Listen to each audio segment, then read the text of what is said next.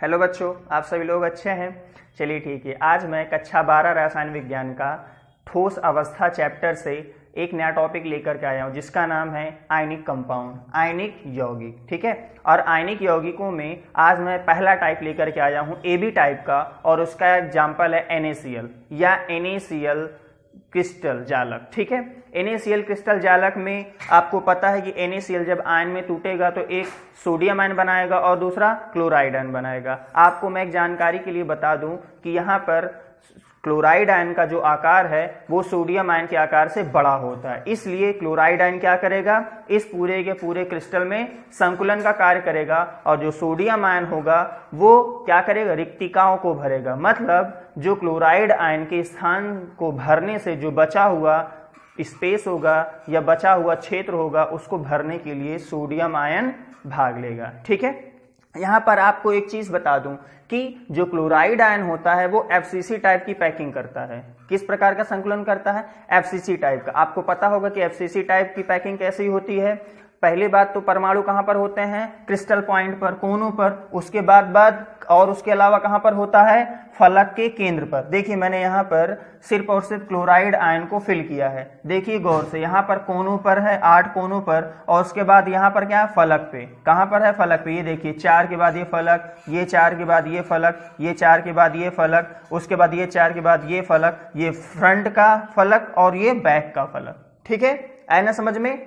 इनको बेटा इमेजिन करके देखिएगा तभी अच्छे से समझ में आएगा। उसके बाद इसमें ये बताया गया कि जो सोडियम आयन है वो फर्स्ट अष्टफलकी रिक्तिका भरेगा। रिक्तिका मतलब वाइड, अभी मैंने जो बताया था ना, खाली स्थान। ठीक है, तो अष्टफलकी रिक्तिका का तात्पर्य क्या होता है बेटा, ये आप समझिए। अष्टफलकी रिक्तिका का मतलब ये होता है ईडेज सेंटर। ईडेज सेंटर का मतलब समझते हैं ना, ए। ठीक है, ये जो दिखाई दे रहा ना, ये इसी को बोलते हैं ईडेज या कोर। ठीक है, ईडेज या कोर, इसको ए बोलते हैं। तो ईडेज सेंटर, ईडेज सेंटर मतलब होता है प्रत्येक कोर के बीच में होगा और साथ में कहां होगा, बॉडी सेंटर में। मतलब एक बॉडी के सेंटर में भी होगा। उसको मैं छोटा सा गोला बनाऊंगा, लेकिन कैसा बनाऊंगा, पूरी तरीके से ब्लैक, जैसे मैं दिखा रहा हूं, ये भरा, ये भरा।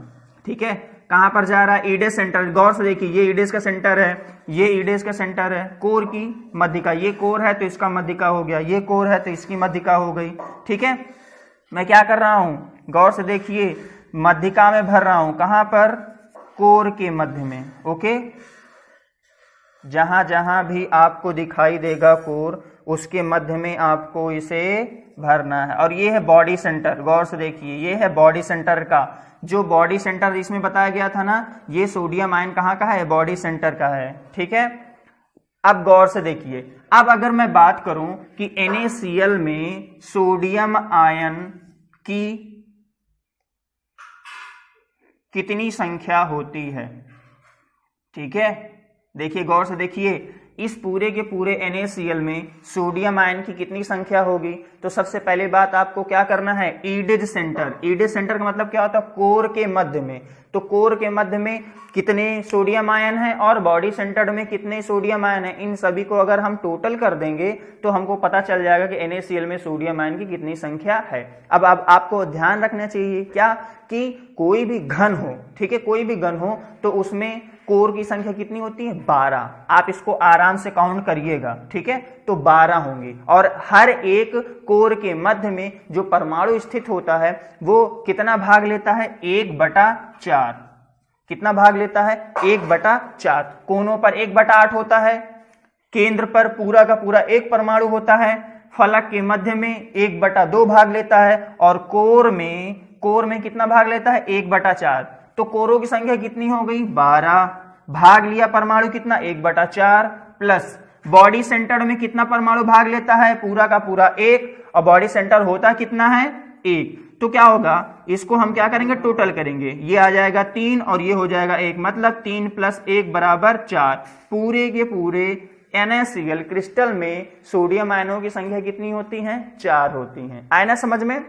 बहुत अच्छे से समझिएगा। ठीक है, ये आप लोगों के, मुझे कुछ बच्चों ने कहा था कि सर इस पर भी एक वीडियो बनाएं, इस वजह से मैं इसको लेकर के आया हूं। ओके बेटा, अब अगला मैं चलता हूं क्लोराइड आयन की, मतलब NaCl में क्लोराइड आयनों की संख्या कितनी होगी। तो आपको शायद पता होना चाहिए कि क्लोराइड आयन किस टाइप का पैकिंग करता है, FCC टाइप की पैकिंग करता है।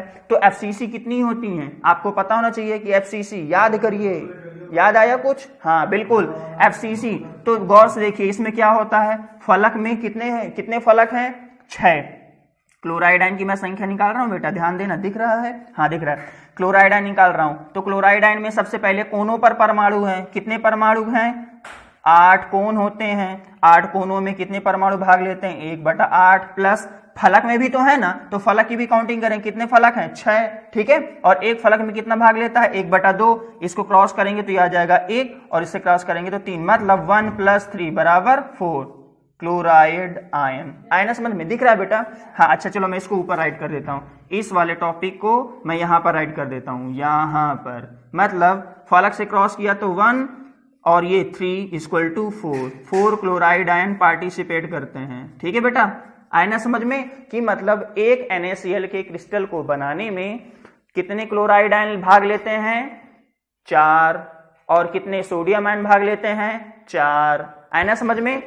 अगर आपसे कोई पूछ ले कि इस क्रिस्टल में सोडियम आयन या क्लोराइड आयन की समन्वय संख्या कितनी होती है, तो बेटा आपको फिर से याद दिला दूं कि समन्वय संख्या का तात्पर्य क्या होता है कि परमाणु के द्वारा नजदीकी परमाणु के मतलब एक परमाणु के नजदीक में कितने परमाणु उपस्थित हैं। ठीक है, अगर मैं गौर से देखूंगा तो यहां पर कोई भी एक परमाणु उठा लो, ठीक है, तो उसके चारों ओर से कितने परमाणु घेरेंगे? 6। ये आपको याद करने की चीज है। ठीक है, तो चाहे सोडियम आयन की पूछे और चाहे क्लोराइड आयन की पूछे, दोनों की समन्वय संख्या कितनी होगी? 6, क्योंकि एक सोडियम आयन को चारों तरफ से 6 क्लोराइड आयन घेरते हैं और एक क्लोराइड आयन को चारों तरफ से 6 सोडियम आयन घेरते हैं। इसलिए चाहे क्लोराइड आयन की समन्वय संख्या हो और चाहे सोडियम आयन की समन्वय संख्या हो, दोनों की कितनी समन्वय संख्या होंगी?